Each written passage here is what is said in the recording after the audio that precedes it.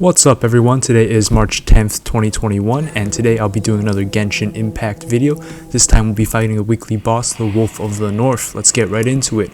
Our man is spawning in right now. Oh, what's this? Just kidding, it turns out we're doing a Dark Souls 3 invasion video. First, we have to finish the boss. As you can see, we're going to be rocking a fire claymore just like our man Diluc. And we have the red hair. Unfortunately, I couldn't find armor that looks exactly like Diluc's in this game. So since Diluc is dubbed the Dark Knight hero, we're going to be using the Black Knight armor set, which is close enough, right? Alright, hang in there with me. I'll also take this moment and highly recommend Dark Souls 3, a 2016 title, for anybody who hasn't played it yet. It's very well made, there's so much detail, and the combat is excellent, and it's very rewarding once you figure out how to move. A lot of video games borrow inspiration from each other, so I just thought I'd make this sort of intro since the two games share a similar boss fight. Anyways, good fight, Mr. Great Wolf. I'll see you around. For those of you who are uninitiated, I'm going to try to do some commentary about what's happening in these clips.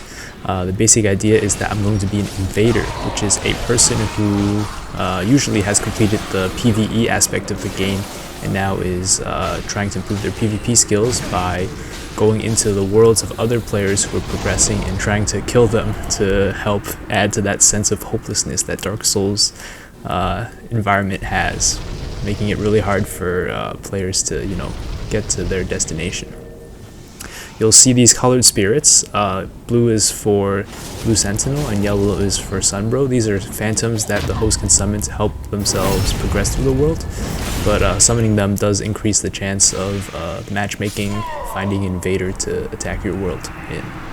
I mentioned earlier that I really like the combat in Dark Souls 3, and that's not without reason. I think it's extremely refined and very well thought out. There's many different classes of weapons, but they all adhere to physics, right? So distancing and spacing is an extremely important factor when you're fighting, as well as how heavy your weapon is, right? Because the heavier your weapon is, the harder it is to parry, which is when I do this shield swing thing to deflect your attack. This is a skillful tactic where if I time it just right, my weapon will smash against your weapon before it hits me, and it will cause you to be stunned, allowing me to riposte, stab you directly. I think this is one of the most satisfying things about this game. Besides that, there's also a thing called poise, where depending on what frame of your attack animation you are in, you'll be more or less susceptible to getting stunned, depending on what weapon is attacking into you and how heavy that weapon is. There's also backstabbing, where if you are not watching your back and your opponent gets behind you, they can directly stun you and plunge a sword into your back. But good players will try to avoid this. But there's some really high-level movement tricks you can do, like while you're running towards someone, you can turn around immediately and grab their back and backstab them, right?